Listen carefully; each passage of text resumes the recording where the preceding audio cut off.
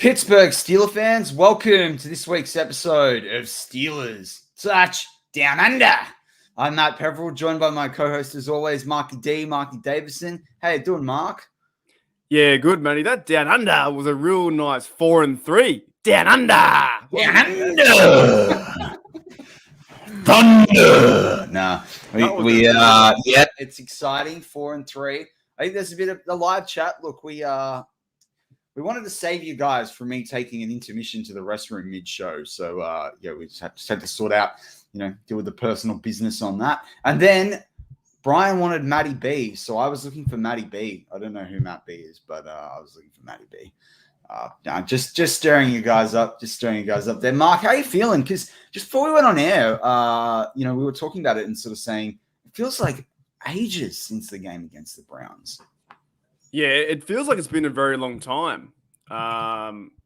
We still got the win, and I guess because we have one of the last shows, and also because the game on Monday Night Football now is we normally have football tomorrow, but now we got to wait another day.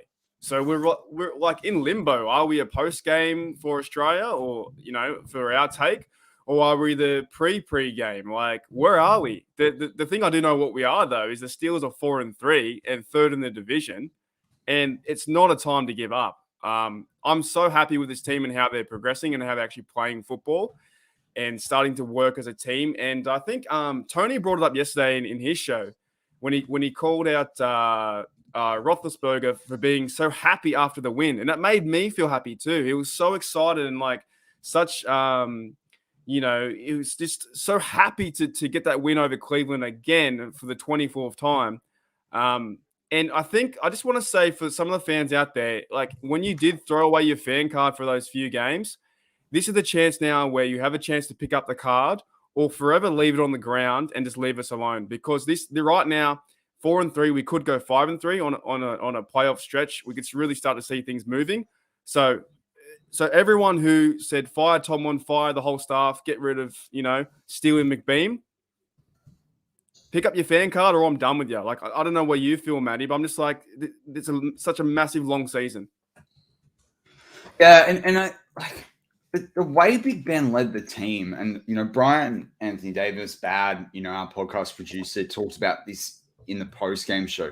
The way, and I agree with him completely, the way Ben led the team when, Boswell was out and Ben didn't make any mistakes. Like, I've talked so much on this show last season and this season around Ben not making mistakes and turning the ball over. Like, this defense is too good to have a quarterback make a bunch of mistakes. And, we're going to have a rookie quarterback at some point soon. We're going to go through that battle, and the defense will be able to help balance it out. But if you want to win a championship, you can't turn the football over. And, a 10-15, score, that sort of a tightness of a game, one turnover there would have been make or break. It can be in any game. But I don't know. For me, I feel like the way we've shifted to the run, which the O-line's allowed, the way Ben's been, he's not overly trigger happy. Yes, he'll throw, the dimes like we saw to Pat Freiermuth, fourth down in the touchdown, toe drag swag, which I had a really poor attempt at War Room this week to say it like Nate Burleson and stop myself while I did it. But to me, I know Ben has been in a quarterback in this league for 16, 17 seasons now. I know he's almost 40, but I feel like he's still maturing as he goes forward. Do you know what I mean? Like there's this maturity he's bringing to the play. There's this confidence, there's this steel focus. And, I think these wins, it's like what you said there, like to see Ben celebrate after, these wins mean everything because he's not necessarily taking it for granted like he may have early in his career. He knows that could be the last time he plays in Cleveland. And it's just fantastic to see the Steelers come away with the wins. And it's great to see, as I've been talking about, War Room, each week that I do on a Thursday focuses on the rookies, and to see the rookies step up the way they did in such a big game last week that, some people are calling it make or break. It might not have been make or break, but at the same time, it was a game that if you don't win that, the rest of the season becomes, a lot tougher, to make something of it. Instead, we're 4-3. We've won another divisional game. We've, won, 3 games on the trot, 4 games on the trot, come out of the bye. Things are looking up. We've got players coming back. it's happy days. And as you just said there, if fans can't pick up their card now, you know, there's a lot of Aussie slang that I'd use, but we get banned. I'm telling you, this is really the last chance. I understand you go through a rut of like 3-game losing streak, but you have to be the ebb and flow of the season, and it's even longer season now. And we all know that the previous season with the Steelers, we start bad and we end up going a bit better. It's the day and age we live in, but this is the time where like I'm not like testing. Like I'm not the biggest fan, and you're not the biggest fan. There's so many other guys who go to games and do more than what we do. We are passionate. But you have to let these Steelers have their time, and they're really starting to get this football together. On the defense, they're playing much better. Offensively, they're moving Muth a lot better, using Muth. DJ's playing lights out. Claypool's playing here and there. They're running the ball so much better. And I'm just saying the train's moving, and if you want to bag this team out or fire Coach Tomlin, which is not going anywhere, then yes, have your opinion and have your take. That's your voice. That's what you want to say. But just leave the guys like us who want to cheer our team and see them win and support them to win. Just stop with the fire Tomlin. Like go make another page and have all your mates together and put all that energy in there, because I don't want to hear it. I want to hear the Pittsburgh Steelers beat the Bears like they did the Panthers, like 45-17 or something. They've got to come out strong in this game. They've won Monday Night Football 19 in a row at home. Like how much more passion do you need to have? Monday Night Football, the black and gold color rush, all that kind of stuff at home. TJ Watt, what else do you need to be pumped up? Well, that's exactly it, Mark. Like, if you can't get up for this game, can you get up at all? Right? Like, that's the reality of it. Like, but at the same time, and while I'm really confident, like I've got my new Pittsburgh Steelers Yoda, and down the bottom it says "We will win" on it. Right? I wore this last week on Sunday after the show, and we won the game. And then I wore a new away lucky shirt that's worked for 2 away games twice when I've worn it. Do you know how like I have my lucky shirt that I sleep in when I wake up in the morning, and there's a morning game early out time. So I'm sticking with the rhythm. I don't want to stuff anything up this week, right? But the Steelers have to win this game to keep in the AFC North hunt. Let's go back to the Browns game, Mark, as well.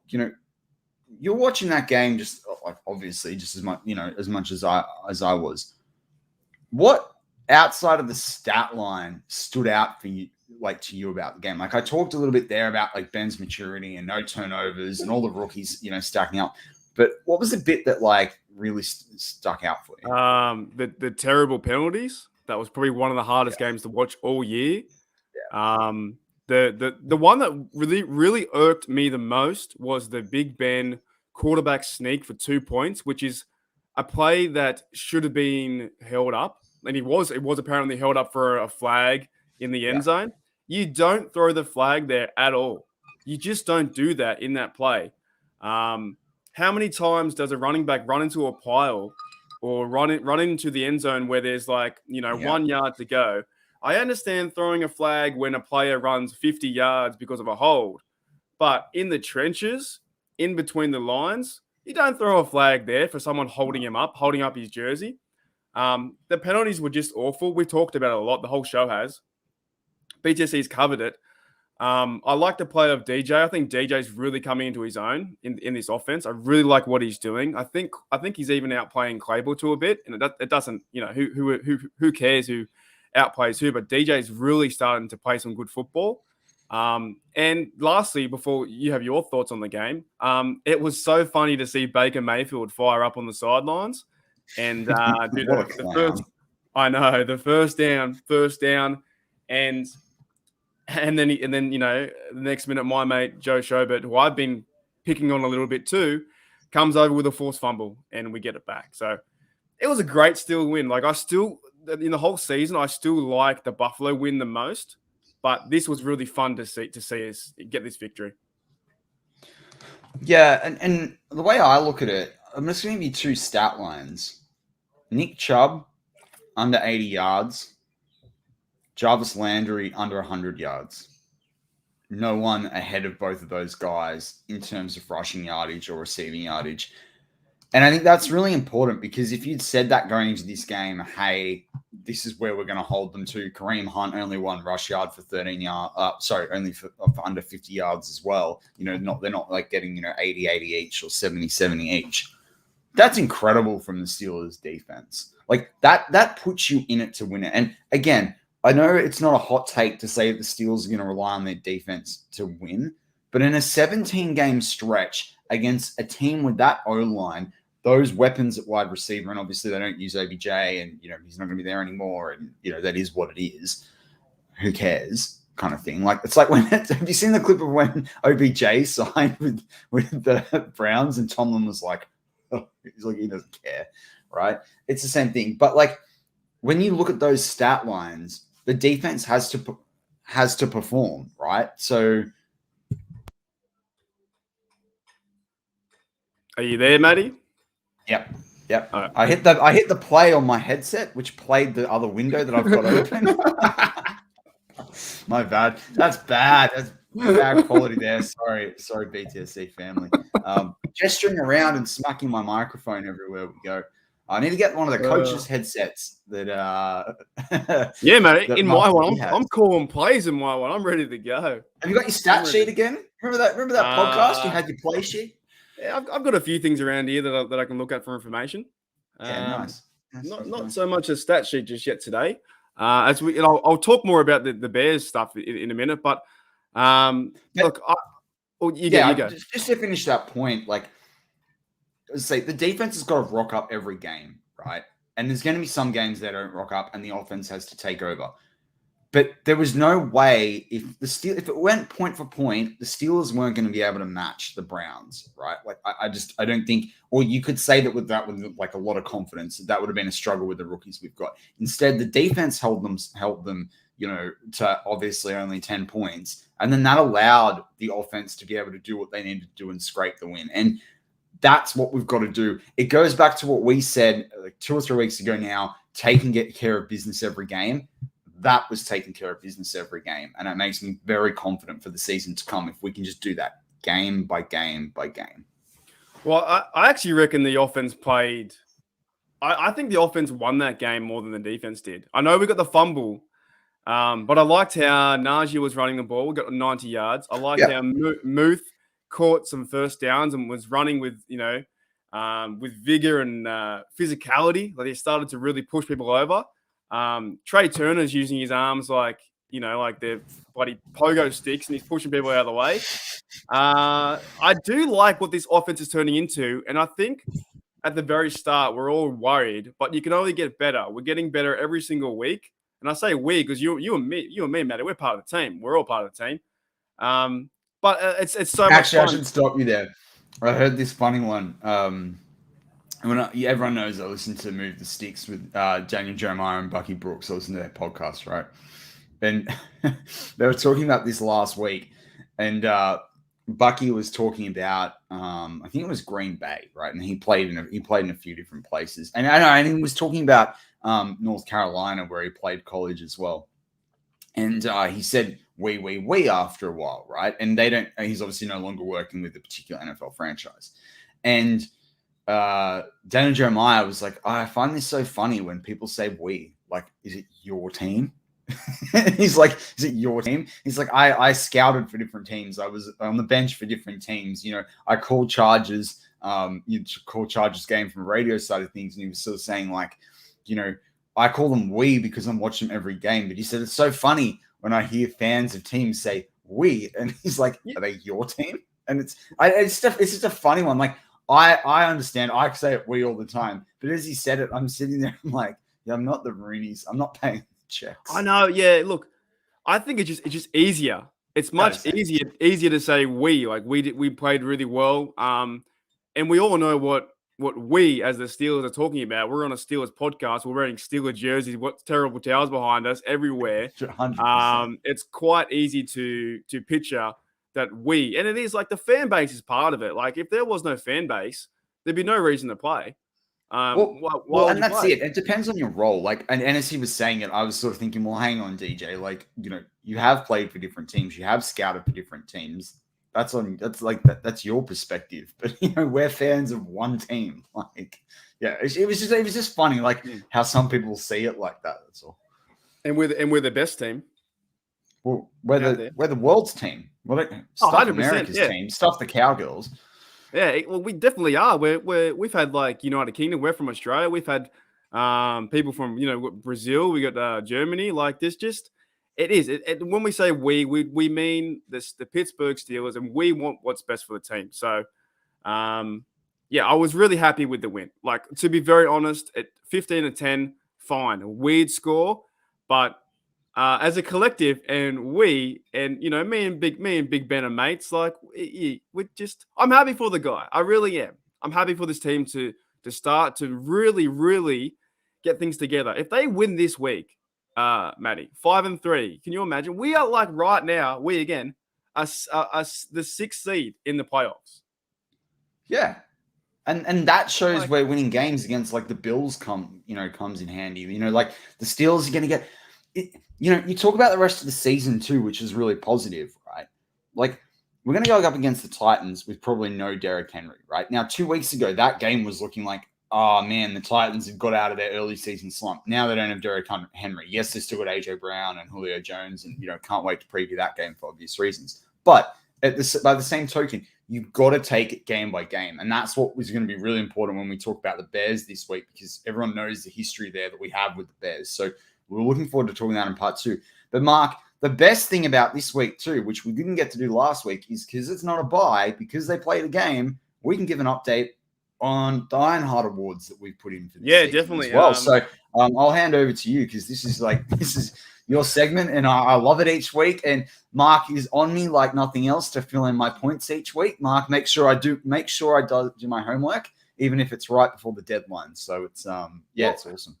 It just gives us a good look to see how the Steelers are going and who are winning these games for us. So I want to start with you, Matty. We'll start with the 3 points first. Who are your 3 points for the Browns game? Yeah, mine was Pat Freiermuth. I've been on him for a while. I think there's been a conjecture about, who from BTSC was on the train there first for him. But money where your mouth is, put your bet on. I put my bet on, he got drafted. But no, all that being said, they've just got to keep finding ways to work him into this offense. And even, not be so predictable with him. You look at, what he does on third down. You look at the way he did that toe drag swag, as I mentioned earlier. He's a safe pair of hands in the red zone. It's just exciting to see. And it goes back to what I think I said it I said it in the preseason. It was early on in the season, and I had said it soon after the draft. The biggest thing that we needed to see out of Freiermuth this year and next year, and I think he's gotten along a lot further in the last sort of 3 or 4 games, is getting a sure pair of hands, making a difference, and becoming a trusted target in the offense from the coach's perspective, the rest of the team. Because when we bring that next quarterback in, there was going to be a rookie at some point in the next 3 to 5 seasons, right? Now, I would hope that, yes, Freeman's on less than a 5-year contract. But I would hope that the Steelers can keep him. I hope he can, not get injured or have concussion issues like Ladarius Green and what have you. But you want to see him develop so that he can become this trusted target for the next quarterback or the rookie quarterback as well. Great if he can do something in year 1 with Ben, but you want to, a tight end needs to be able to be that safety net for a quarterback. It needs to be able to make a difference. You see teams become very two-dimensional between running back and wide receiver where they don't have one, and the ability to work in a tight end really helps the team. Like you look at when the Browns are firing last year, the way they worked in Austin Hooper. I know Kyle Pitts is more of a wide receiver, but look at what he's doing for Atlanta. Look at what Antonio Gates did for years with Phillip Rivers. Even what Heath Miller did with us, right? And this is the thing. So that's the thing that excites me about Freiermuth with 3 points, is that you're seeing him step up. Without that touchdown, they obviously don't win the game, but it's what he's doing around the football. It's the attention he's drawing. I think I talked about this 2 weeks ago on War Room. I think his PFF score for run blocking isn't that great, but I don't think that's necessarily a fair reflection on what he's doing. So, I'm just excited to see Muth develop. And honestly, Mark, I just want to get in those stands, right, in a couple of years' time once we get through this COVID mess, and be yelling Muth with everybody else. Like I went to order a Muth jersey the other day, and you can only get the black ones, that are easy deliverable to Australia. I really want a white one after that away win with the white jersey. I'm going to try to find a way to get a white one. That'll be my first away jersey. All my jerseys are otherwise home jerseys. So, but yeah, with Pat Freiermuth, 3 points for me. All right. Well, you took my time slot, so we'll move straight into. Mine was 3 points for DJ, and we'll just keep it there. DJ's awesome. That's my time done. Matty, who's your number 2 points? See, this is Mark always tells me you got to keep it short with this, and then you get into this roll on this train. That's all right. I'm sorry. My 2 points, very simply, I talked about it earlier. Big Ben Roethlisberger. I thought he controlled the game really well. Yep. No turnovers, did what he needed to do, made the tough passes, gave it to Najee when he had to give it, led that game. He's a leader of men. Jeff Hartman's shirt says, play big like Ben. He played big, stood up tall. They won the game, walked away with the win. You know how. Yeah, no, I agree. So I have to go again. The offensive rookie of the player of the month is my 2 points is Najee Harris. There's something about this guy that is there's a spark now in this offense. And I think we're like number 27th overall in the running game, which is fantastic because we were 32nd last year or something. I think we moved up 2 spots in like 3 games or something. So yeah, that's not bad. That's not bad. It's improvement, and there's so much more. He still hasn't cracked 1 for 50, but he's getting better. He's getting the 4th downs. He's getting the first. When I say 4th down, I mean like he's 4th and 1s. He's getting those. He's getting first downs. He is playing really good football, and he's playing at a point where like his stock is rising all the time, every single game. So my 2 points is for Najee. Who's your number 1 point? My number 1 point is Dan Moore Jr., right? Now, I know that he didn't handle, Garrett all day, but he's a 4th-round rookie against Myles Garrett, and Ben didn't get sacked. Ben got sacked twice. And one of them was from Malik McDowell. He's a guy for us to watch out for, but Najee's going to have to get past him, twice a year now for a very long time. He's a good defensive tackle out there for the Browns. But yeah, going back to Dan Moore Jr., you got to love the effort from this guy, right? I feel like he's last year's Dotson, but he gets even less credit, and he's in a much tougher spot, and he's playing next to Dotson, who's not like a seasoned veteran either. I love the quality from him. I love the passion. I love the going about his business quietly. There's never a complaint. He's getting better. I can't wait to see what he's like week 15, week 16, right? I mean, this is going to get really interesting. And I think that he's helped out by what Canada's doing and keeping it fresh with the different sweeps and the short passing and the motion and what have you. I think that helps players like Dan Moore Jr. But yeah, just exciting to see him step up and against Garrett too. You'd be coming off that feeling pretty good. I think the whole O-line is playing better. Just starting to get their rhythm together. And I like how physical they're being now. They're really getting after it. And this is what we want to see heading into November, December football. It's going to get colder. And I think we might lose a few more games, but we had one of our bad stretches to really wake everyone up. For me, my 1 point is Big Ben. You gave him 2 points before. This was definitely the game to give him points. Everyone's, saying he's too old, he's terrible, he's slow. Yeah, he's slow, but if that QB sneak landed, we're so happy. That was a brilliant play call at a brilliant time to fake everyone out to the left. I believe in that play they came in like a heavy set and then they spread out, right? So they had all the heavy guys to spread out, and then there was no one in the middle. So it was a good call to use the personnel and then to run through the middle, flag. We would have been up 11-9. However, being up 11-9, we might have lost that game. We might have been too complacent. Being down 9-10, having no kicker, no Boswell, forced Big Ben to do Big Ben things as he sling the ball to DJ for the 50-yarder. Big Ben deserves some credit in this game as well. Who would be your manly player award? Who did the most outstanding, courageable play? I gave it back to Ben. All right. Really? Ben came up trumps for me today. Yeah. Ben, I gave it to Ben. I kid you not, the leadership in that game, the no turnover, and I know I shouldn't sit here after all the things Ben's done and sit here I'm so shocked that Big Ben stood up. No turnover. I don't think he made too many silly throws like we occasionally see out of Ben.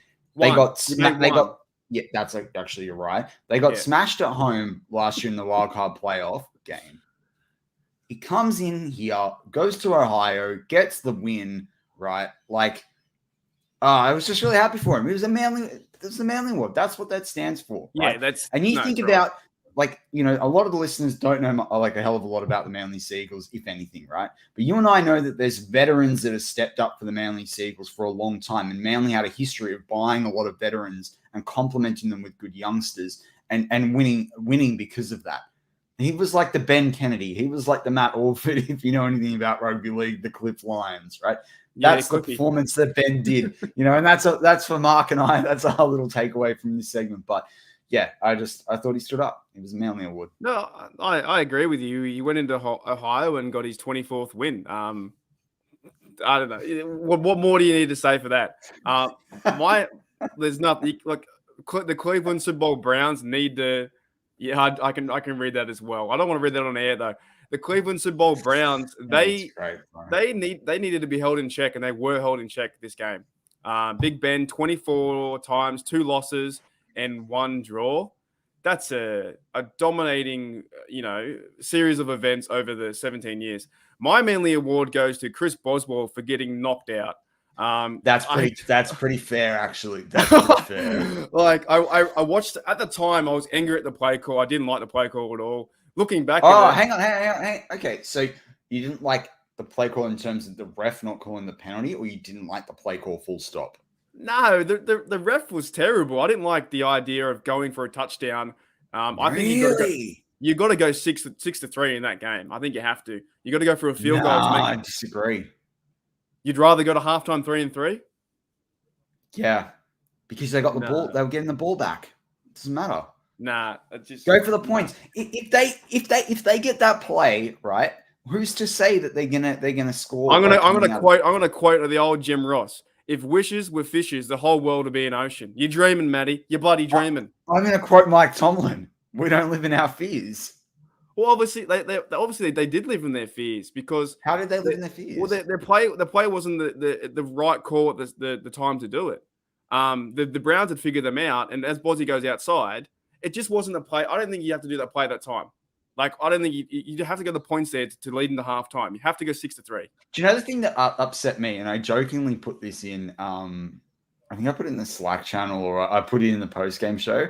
Is that if they should have doubled down on it, right? Later in the game, there was a 4th and 1, and they called out big press. He should have just run it up the guts. He should have gone straight down the middle. Just double down on it. There are certain times I agree you would need to go for it. Maybe if you're down by a score or 2 scores, and maybe to trick them, or maybe you're up by a score. I would say at that time, though, I do believe, and I think it's a 50-50 call. Really, you believe one way, I believe the other. I just think you had to go 6-3 in a halftime, and I believe they came out of the half, or was it the next drive they went and scored and were down by 7.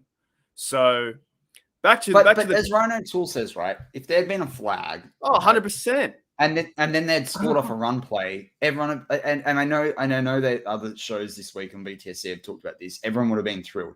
I liked it. I just think the Steelers need to be more aggressive. We sit here every week and complain that they don't put up 50 points. They need to do these things occasionally. And I don't know. I liked it, but we're a lot of difference of opinion. That's what makes a good show.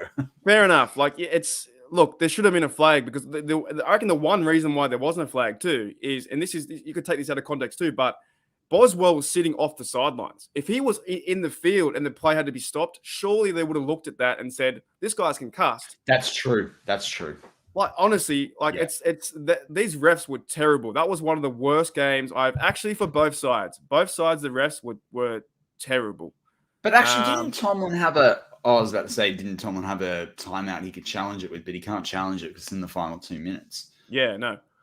Speaking of timeouts, let's go into our second bit. Who's your coach of the week? Matt Canada. Terrific. Yeah, true. I almost went Tomlin because he really obviously got them up for this game. But I just like what Canada's doing, these sweeps and motions, and it had to be Matt Canada. Well, I've gone here. Look, I've gone Tomlin because he's getting a lot of criticism, but you're going into Ohio, into Browntown Stadium. He gets the W. This is the first time I'm giving Tomlin the award. And to finish off the segment, who's your dunce of the week? Simple, and I'm really disappointed that I got to say this. It's it's Ingram, Melvin Ingram. Like, he's a dunce of the week. You don't want to be part of this team. You want to go with the Chiefs and have those issues. You think you're going to play more there? Good luck, mate. Have fun. You're going to be fired up come Chief week. Mate, mate. I found it hard today to find a dunce this week, but the only really player I thought I had to give it to was Devin Bush, and I think Terrell Edmonds was in there too. There was one. It was for one play, right? He over pursued the tackle, and the Brown guy just went straight into the end zone. I didn't like it. I thought it was terrible, like just a bad read. But I really couldn't find anyone else. I couldn't really figure out who played bad for us or who had limited snaps or who did this. It's hard when you start winning. It's hard to find bad players, but that's a good thing. Yeah. But look, I'm interested to see as we go forward, like how these dunces work. And the reason I say that is that, like, I still like this. Akello Witherspoon still drives me nuts. Like, what is this guy doing? Like, can he do something, please? Can you make a play? I haven't seen him in there. So.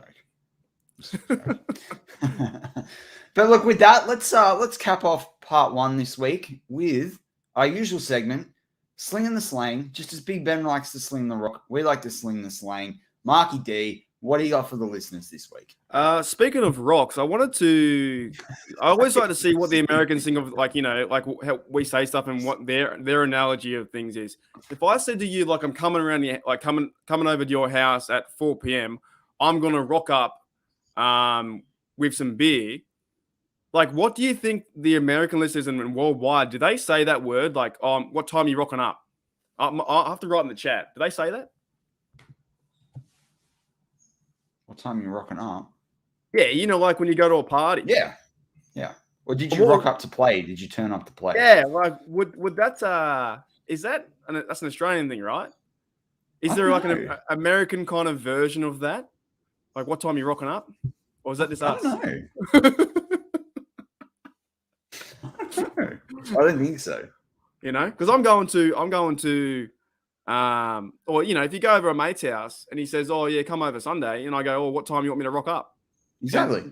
And that just means, what time do you want me to come over? But why does it like rock, and where does this rock come into? Is it like the music rock? Is it the actual? I don't know what it is. I just don't understand how this comes into turn. Everyone keeps saying lit. Can you remind everyone how you feel about the word litty? Mate, I just don't like it. Like, me and Juju are mates now, even though he's injured. Let's get lit or litty is just terrible. Can we just stop that? That's TikTok, man. I get drunk, but I don't get lit. Like, I don't even know. It makes me like, when people say it, I'm just like, what, are you gonna like douse yourself in gasoline and light yourself on fire? Like, Daredevil says, "What time you pulling up?" Same thing, right? That's pretty similar. Yeah, okay. What's your sling? I've never actually said this, but I have heard people say it, right? And it just, like, when I saw the OBJ stuff this week, and I thought about like the Steelers, winning, going to Ohio and winning. You know that saying, "I'll see you when I'm looking at you"? Yeah. You heard that one? Yeah. That's basically, so it just made me think of that. So it's basically it's an Australian saying for basically, I don't really want to see you next time. So like, it's sort of, by saying "I'll see you when I'm looking at you," it's like, I'll see you maybe on the other side of the road, or I'll see you around basically. But I don't really want to see you around like a Rizzo, as the Carlton reference. Or another one too, when we say like, "See you later." And then there was the famous who was it, Carl Barron or one of those comedians was like, see you later. He's like, what time, when, where are you going to be? You know, like. That's man, like I shouldn't say this, so I'll get some people offside. I was going to say, I hate on email, right, when people say best. It's just my pet peeve. Best really? What? Best wishes, best F off, best what? Like, best what?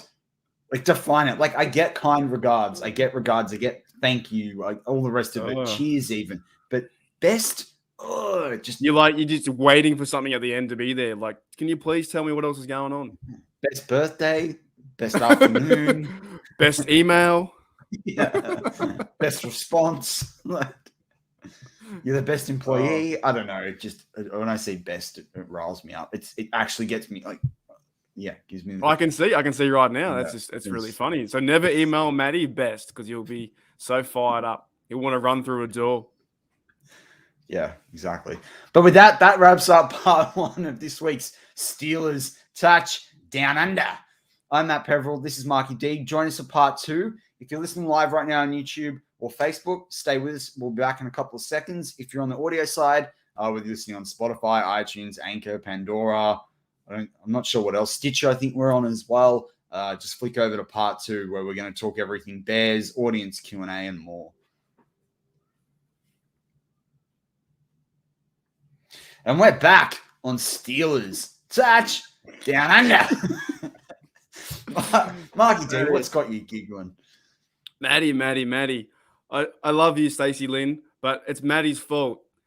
He's got his Twitter. He's got his Twitter handle there. His name's Matty, but Stacey, you're awesome.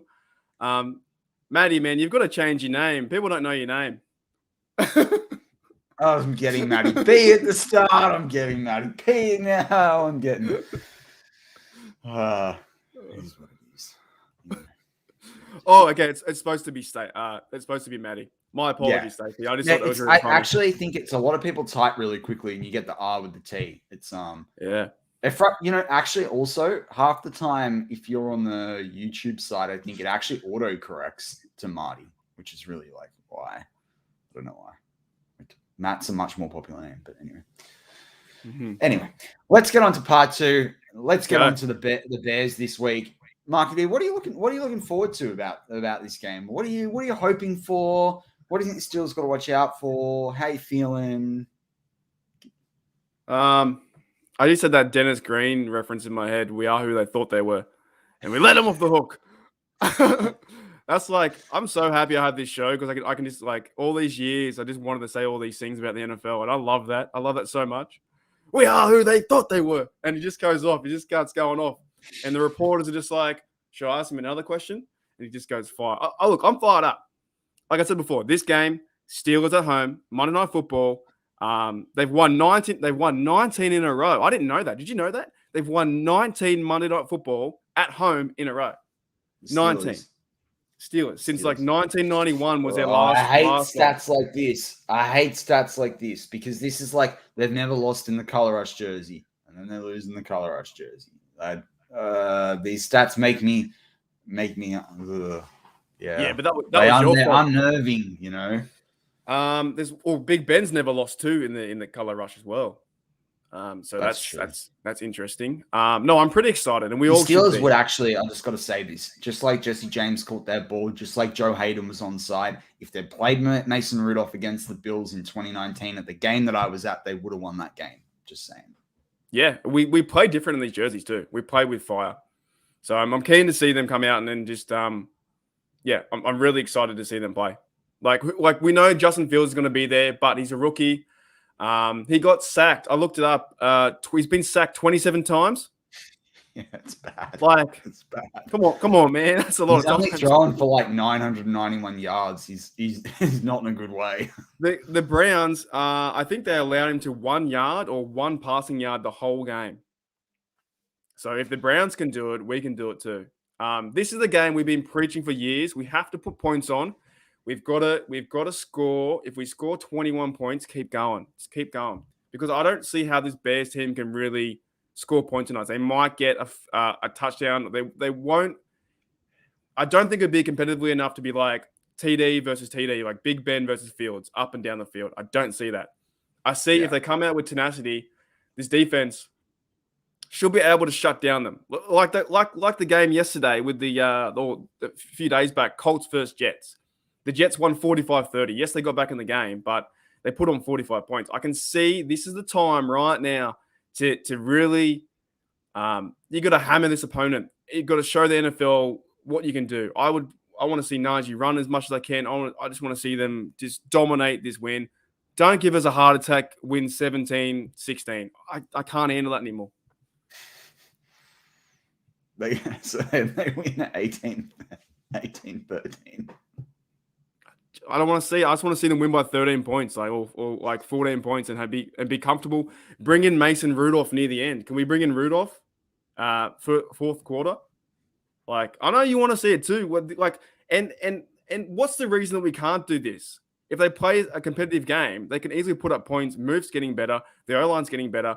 Big Ben can go out there. It's all their mentality going into the game and being ready. And yes, that's a. Some people say that Tomlin's never ready for these games. Fair enough. Sometimes we aren't ready for these games. So we get all pumped up, and then I see us go for 3 and out. But the offense in the last 3 or 4 games hasn't looked like that. We've been playing pretty good football, so I expect big things. I'm not saying it's a trap game or we're gonna I don't know. We need to win. We need to win, Matty. We just need to you know what I'm saying? You have to get. I'm gonna bring up Felicia's comment before I give my take, but Felicia's put a lot of hand up emojis there. She said the NFL rule is the team can wear the color rush twice a year. We are wearing Monday and then again Monday night against the Browns January 3rd. I didn't hear it announced to the Browns January 3rd. Is that a thing, or are we saying we should wear it? Or it'd be a good spot for it. I actually picked it. I didn't say to anyone in the universal social media, but I picked it. I thought they would wear the jersey this week because the timing is so fitting to wear it Monday night versus the Bears. And same again, Monday night versus the Browns there, Jan 3rd. That would be a perfect time as well. I would like them to, again, I don't want them to ruin it that game with a loss. Not that I'm saying that they're definitely going to lose that or anything like it. I really like the color rush Steelers against a color rush light blue, like when we saw it against the Panthers a few years back. And we smashed them. Smashed them. But against the Titans, every time I play the Titans, I actually like the Titans color rush jersey. Every time I play it on Madden, they both go color rush because I like that black with the yellow, and they've got that light electric blue. Like, I like that. And I also think against the Browns, just go standard at home. But could they go back? I wish they could go back to that alternate jersey, with the block. I just love block numbers. Bring back the block numbers. I'm all for that. It's funny that you bring up the Titans game because that was the game where the NFL trialed that the view from the running back and the quarterback. And I haven't watched that game since because I don't like that camera angle. There was a play to AB, like a 50-yard bomb, and you couldn't tell. You couldn't tell what was happening. And they've since got rid of that camera angle. And I think that was a Thursday nighter where we beat the Titans by a lot of points too. These players get fired up in these moments, and you have to. I was going to say, what do you think of the reverse color rush? Because you can get the Nike Legend jersey reverse color rush. I don't look good in yellow, so I would never wear it. But what are your thoughts around that yellow? I only buy that and wear that if the Steelers actually wear it on the field. Yeah. But I do like how simple, and it's the reason why I follow this team because the colors are so cool. Like black and gold. I used to think it was black and yellow, but it's black and gold for sure. It's clean cut. It's easy. We have a great history. This is a really hard game for the Bears to come in. Who are the Bears? I don't know who these Bears are. I don't mean to throw. Oh, sorry. Well, I'm just saying they're 3-4. I don't know who they are. All I know is that Fields is there. Maybe there's a Montgomery. He might be out. I don't know any receivers. I don't follow the Bears at all. Who do they have? Is Khalil Mack still in there on the defense? Is he going to cause any trouble for us? What's going to happen? Yeah. Before I get into that, I was going to say, the color rush. I don't mean to set a cat amongst the pigeons, but the color rush ones do look yellow. They don't look gold. That's yellow. Yeah, well, we're black and gold. I'm going to say our colors are black and gold, but your jerseys do look yellow. But yeah, Chicago Bears. So, you talk about Khalil Mack. You've got Akeem Hicks as well, defensive end. He's going to be a big one for them. And then, like Eddie Goldman, defensive tackle as well. You talk about the guys on offense, and you're talking about guys that like Mark, Jesse James. What if Jesse James makes a play in this game? Yeah. Look, he's good. He's a good player. He was a good player for us, but he's not great. He's overrated. Look, I just think this is honestly, Matty, just you and I talking, all right? Just you and I talking right now. Man. If the Bears win this game, I'm not jumping off the bandwagon. I'm just like, how? You're handing in your fan card. No, you're telling everyone else to pick up the fan card, but you're going to hand yours in if they don't win the game. No, I'm just saying, how do they do it? Does Fields go off? Do they run 100 yards over us? Do they pressure Ben with his offensive line's been going really well at the moment? Does DJ all of a sudden not play football? Does Claypool not go deep? Is Washington, is he completely non-existent? Does Ray drop the ball? There needs to be something happening for this Bears team to win. Do they show up? I just don't think it can happen. I think all the momentum right now is in the Steelers camp, 100%. So, all right, let's take that as let's pick that up then, because the Bears are a bit of a mumble jumble mishmash of players that have injuries everywhere. They've got some young guys that are contributing in Fields and Herbert, the running back as well. The wide receivers are doing. There's no one really deeply standing out in terms of what they're doing.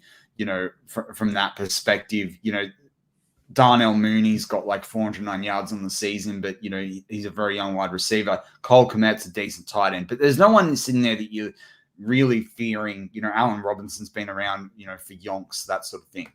What do the Steelers then have to do, right? You've sort of sat there and you can't shy away from it, Marky D. You're going to hand in your fan card if they lose. No. How are they not going to lose? Tell me how.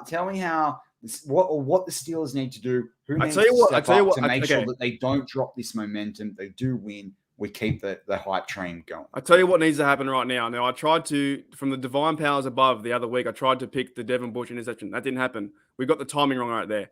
But right now, from the divine powers above are telling me right now, they're saying the offense, you got to kick the ball off, go out in defense, get a 3 and out, got to smash Fields as hard as you can. Highsmith and TJ Watt, smash him. I listened to Cam Hayward this week. Cam Hayward went off. If you want anything about Steeler news related besides us behind steel curtain, or go straight to the source. Listen to Cam Hayward.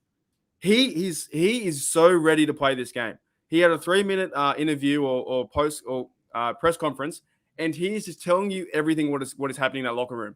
He's telling you that the young guys are stepping up, like Mondu and Bugs and those kind of guys. He's telling you what exactly is going on.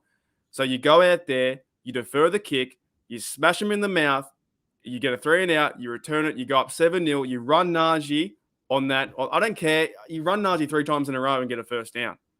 Play action, you get some the ball moving to DJ, you do some fakes like they're doing with Canada. I trust this offense so much now that the defense will start to play better too. I'm telling you, this is the game that you just I would be more shocked if they lose this one than they lose against the Detroit Lions. The Detroit Lions are actually trying to play.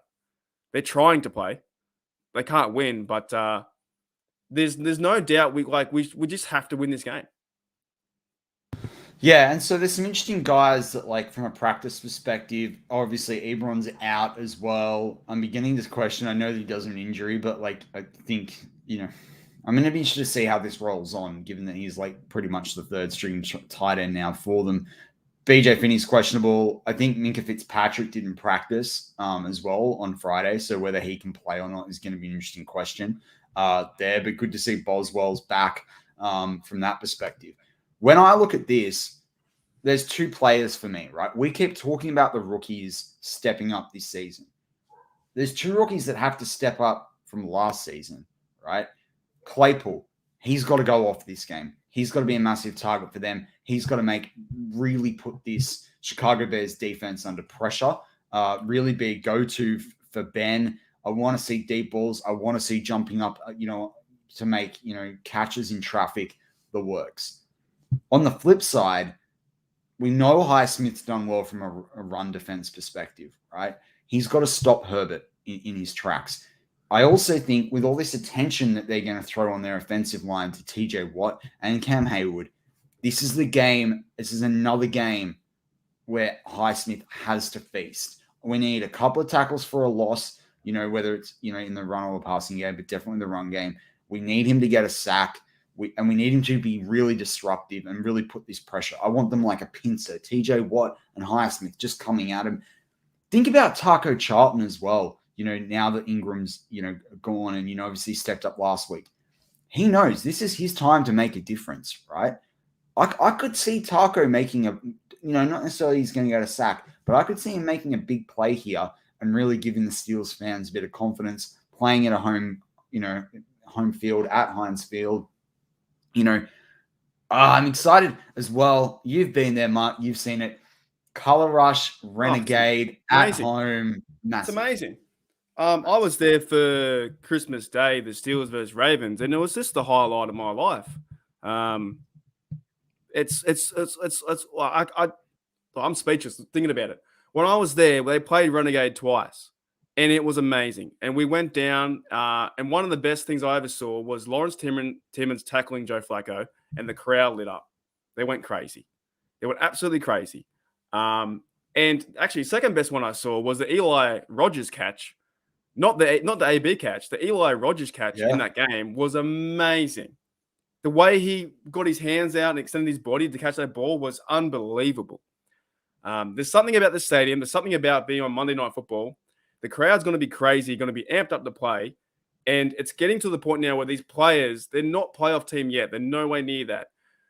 But they're starting to get there. And as they start to get there, we've got to rally behind them. And I think in this defensive line that's going to help out like TJ and Highsmith and guys behind them like the string guys, if they push up the pocket from the middle, Fields is going to have a tough day. Like he probably hasn't faced a team like us before, how tenacious we can be on defense. And Minka needs to get in this game. I like the way he's playing, but he needs to get a pick. And when these things happen, you look at the Browns game, the one turnover changed the whole thing. So imagine in this game getting one or two turnovers from an interception or a fumble. You've got to look at these players individually and how they're really being successful for the Steelers. And TJ Watt, you listen to his press conference as well. He's so ready. And that's the point. Now, if we go on the flip side, like I said, if we go out and we play bland football, I'm not throwing my fan card away. It'll just be very hard to see. I'm not doing that. I'm just saying it'd be very hard to watch because you can be so fired up to go chase down Fields. So do you have a bold prediction for this game? Well, I've got my score in the article. I think it's like, you know what? Let's go with we'll go with two turnovers, right? Mm-hmm. We'll stick with Devin Bush this week. I think Devin Bush is really. I think Devin Bush is going to have a game. I think he's going to have to as well. I think he's going to have a game against Fields. He's going to have to. I think he could get a sack in this game. Yeah, I'll go for mine. Then I'll go the sack force fumble for Devin Bush. Ooh. Yeah, I think I'm going to go Trey Norwood interception. Yeah, right. He's going to get in front. He's going to get one this week, yeah. Particularly if Minka's out.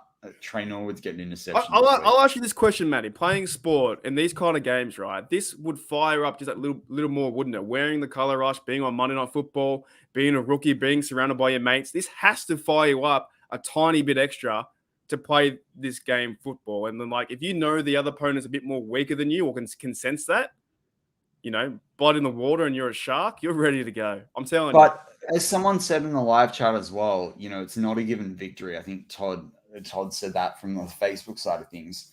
And everything we've talked about now is the one thing I want to caveat. They have to get up for this game.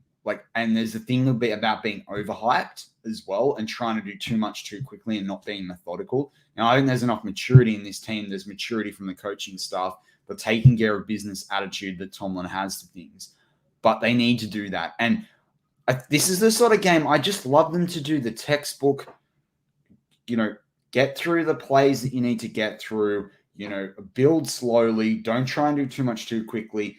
I always talk about tightening the screws or the pressure valve, and turning that up. They need to do that. hold them to bend, don't break, or hold them, to no scores on drives, get them 3 and outs, score your points, whether it's through field goals or methodical, touchdowns. I don't think they need to overly, run the ball to try and soak up the clock. I don't want to see that this game. I just want to see them, mix it up a bit, keep it, fresh, be methodical about it, and they can walk away with a 10+ point win here. But they got it. It's easy for me to say that right now. They got to go do that on Monday night. And they got to do that through every minute of those 60 minutes or 3 hours. They still have to turn up. Yeah, exactly. They still have to turn up and play. This game will remind me of when James Harrison went off on that Monday Night Football. He had 3 sacks, 1 forced fumble, an interception. He just went off. This is perfect fitting for TJ to do the same. And they're really starting to come in their own. And I think, like I said before, they're not a playoff team just yet, but we're building to be something great.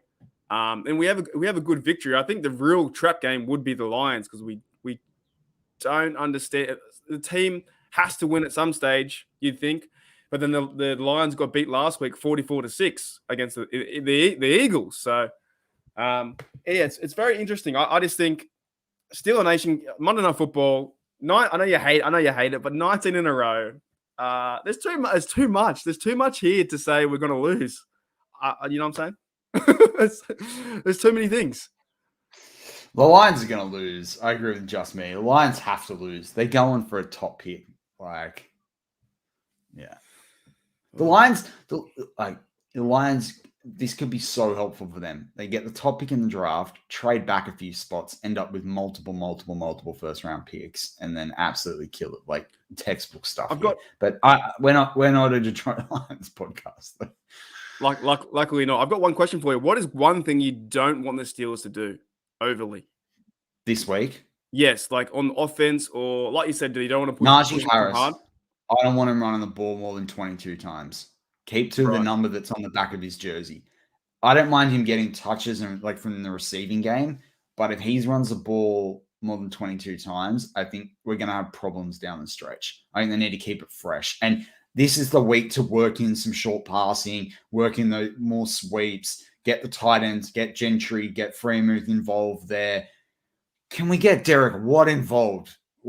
Just get someone doing something. But I don't want to see, I don't want to see more than that from Najee, because, and I know, and this might be a bit controversial. I might be disagreeing with some of my colleagues on our colleagues on BTSC, but I know we talked about, no one cared about spelling Jerome Bettis. Jerome Bettis came to the Steelers, he was 3 or 4 years into his career. Najee is a rookie, and I know he played at Alabama. That's one of the most, almost prototypical styles of play. They train just as hard as the NFL guys do. But Najee, he's going through, and I know he's come off a bye and all the rest of it, but I don't want to overwork him now. He's got to hopefully play another 13, 14 games left, if the Steelers can go all the way. So, we need to be really careful with Najee this week. That's going to be massive for me. So, yeah, I just don't want to see overuse with Najee. And this is a game. I thought, they started to work in Anthony McFarland Jr. Mm-hmm. This is sort of game where that change of pace could be really helpful. Yeah, hopefully. My thing I want to kind of see a little bit different is I thought with the domination of this game, and the one way you would set the precedent too would be, remember the days that the Steelers would go for 2 points? And could you imagine if, look, it's similar to what you said with the fake field goal, and I was against it, but if I'm saying, if you go and score, is this a game where you'd say you score 6 points, do you go for 2 points to put the 8-point psychological advantage over, or you just leave it as it is? So it goes back to this methodical against the teams that are suffering the losses. This is where you get hurt, when you try and do too much, you be too aggressive, try and take too many chances. These are the games, because you're starting to get into the sense where now, with the Bears, right? I mean, the odds of making the playoffs are pretty slim, right? They're going to start disrupting teams. There's guys playing for contracts on new teams. There's rookies that don't want to, that want to show they can do something. There's players that don't want to get cut. These are the games. But even look at the Seahawks, right? This is the NFL. Look at the Seahawks. Yeah? They kept in it with the Steelers all the way with Geno Smith. Now, Justin Fields is having, a bit of a time back there. But that guy can play, right? And this is the other thing too, is why I'm glad you brought up Devin Bush, because I would have definitely missed him this week in talking about him. But you got to stop Fields, right? Don't let Fields get too confident. Don't let him get some momentum. And Matt Nagy is playing for a job. Matt Nagy is not the right coach for Justin Fields. But by gosh, he'll want to preserve his. If he's got any sense of self-preservation, they're going to find a way to give Justin Fields some gimme plays. And the Steelers can't be complacent on them. I'm not saying this is a trap game, but this is going back to your original question. Don't do too much. Be methodical about this. Walk away with the win. Take care of business. Move on to next week. Do you if Fields starts to play terrible, not terrible, but is having a hard time, would you say that Dalton comes in to help out? I couldn't work out. I haven't seen an update whether he's fit enough to come in or not yet. I thought he was still out, but I'm not sure. Is he still injured? Because that would be. I thought he was. Yeah. I was thinking this week. Imagine being Dalton playing the Steelers again, and you're like, "Oh man!" Like you're playing more so many years. With Dalton. Dalton with Jesse James, Cole Kmet, Jimmy Graham, like that becomes a bit of an issue, right? Fields' issue is if he gets on a scramble, he could do something, right? That's going to make it difficult for the Steelers. They're going to be chasing points, and we don't have anything on film that says the Steelers can, chase points. I think there was a bold prediction in there. I think Felicia might have said it, or just me, about the 21 points, like them scoring. And Ryan, I think, just said back to them in the live chat, that is a bold prediction, right? You don't want them to score like a rushing touchdown off a great play and a Steelers defensive lapse, and then watch Fields go down the field from him running the football out of the quarterback position and scrambling. So, as I say, you just want to keep it in tight. You don't want to do too much. Just be smart. Just play smart football. Last question I got for you, Matty. Does it feel weird we're doing the podcast and tomorrow the game's not on? We have to wait another day. Isn't that strange? Yeah, and I don't like the Tuesday morning games for us. It's really difficult in the middle of the week. Like Monday, it's all right. You can adjust, but Tuesday. It's now 12:30 after lunch. We have that because the times are changing now too. Again, so yeah, I don't like it. It's very frustrating. But it's weird, isn't it? Because we normally do the podcast, the game's tomorrow. I guess they got more time to rest, but overly, I think they'll win. I'm not throwing my fan card away. I'm just saying. Just stirring you up. You just can't lose. That's great. That is absolutely great. You just can't lose. That's what they're tapping as they run out in the locker room. You just can't lose. Marky D, special message from down under. That's great. That's great. I'd love to be in that locker room and give him a bit of a pump up, but they probably just tell me to go away. They told Barry to go away. So, Isn't he injured now? Did I see that he got injured? I don't know what he's doing. I wish I could kick a ball that hard and get paid $1 million. That'd be great. To end my rant or the Steelers, I just think it's a time now we could go to 5-3 and really start to, we're not a playoff team yet, but we're building. We're building to be something good. And then when we become good, let's keep testing ourselves to become great. So that's what I want to see out of this game. If we lay a duck egg, I don't know. I might not be here next week. The duck egg will be a loss on Monday Night Football in Color Rush. That's what you call a duck egg, because that's the only person to do it is Devlin Duck Hodges. Yeah, that's the guy that you had to do it. Yeah, look, I think we have everything in our favor. I think everything in our favor to be motivated. Ryan O'Toole says I hit the like button during the 30 minutes we're waiting to show up. We've been going live since the time change at half an hour past. We started at I think it was 23, to the hour, right? And I'm not saying what time to that hour because it's different everywhere we're listening. But I like it, Ryan. Ryan's keeping us on our toes this week, giving us a bit of stick. 30 minutes. It wasn't 30 minutes, more like 30 seconds. No, it was 7 or 8 minutes, but fair enough. We were checking some stats as well, so it was. I was trying to find out who the Bears players are. And I still don't know who they are. All I know is Fields. I have to do my research better, but it doesn't matter. It doesn't matter who they are because we are who they thought they were. That's and it. we're not going to let him off the hook. Never say never. That's it. 100%. That's it. That's it. Have you got any final thoughts, Matty, on the Steelers? Oh, look, I just want to see them keep rolling with a win. And I know that I've said it like 1,000 times this show on being methodical about it, but just keep I don't know, it's a silly thing to say in some ways, just keep winning. But I want to see the rookies continue to step up and develop. I want to see them supported by those around them. How good would it just be to see, right? Chicago Bears, 13-10, roughly that score. Steelers 30-35. Ben Roethlisberger 3 TDs. Najee 1 TD. TJ 2 sacks. Cameron Hayward 2 tackles for a loss. An interception from Norwood or Minka. Finish the game. Do you know what I mean? Just some all-round nice stats. Everyone's just done what they needed to do. Just beautiful. That's what I want to see. Yeah, just a lovely day to watch football on that Tuesday. You're just looking around the stat sheet and you're just going, everyone's just doing their thing. Everything's just humming. It's just bliss. It's like one of those beautiful spring days and it's sunshine, the birds are tweeting, and it's hot, but it's not hot enough that and then you find out you've got $5 in your pocket. You're like, oh, I've got $5 here. Where did that come from? Even better. Exactly. It's just feeling good. But with that, on that happy note, that wraps up this week's Steelers Touch Down Under. I'm Matt Peverell. This is Marky D. Marky D, as always. Go Steelers.